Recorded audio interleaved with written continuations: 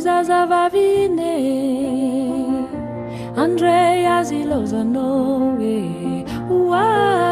azilozano Bandraso iti foco iti Otolo tro andri ti sanatri amita kandri Azamande amafi mande anamora Bandraso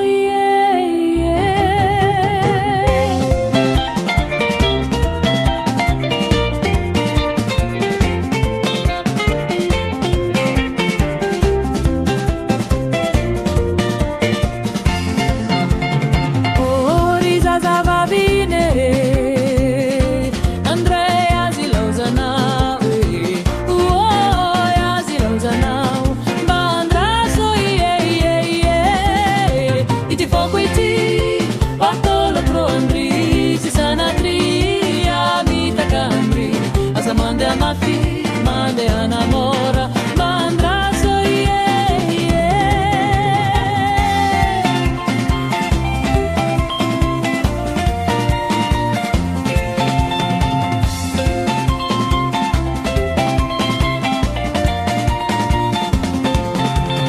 Oi zazavavine, Andrea zilozanawi, zilozanawi.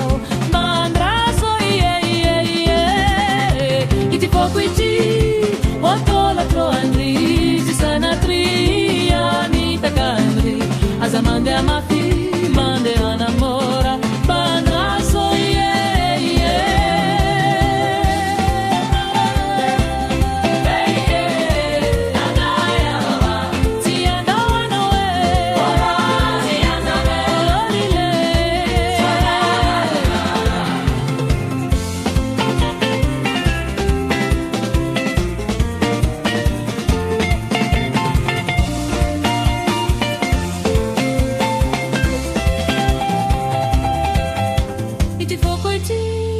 Otolo tro andri, ci sanatri, amita kandri, azamande amafi,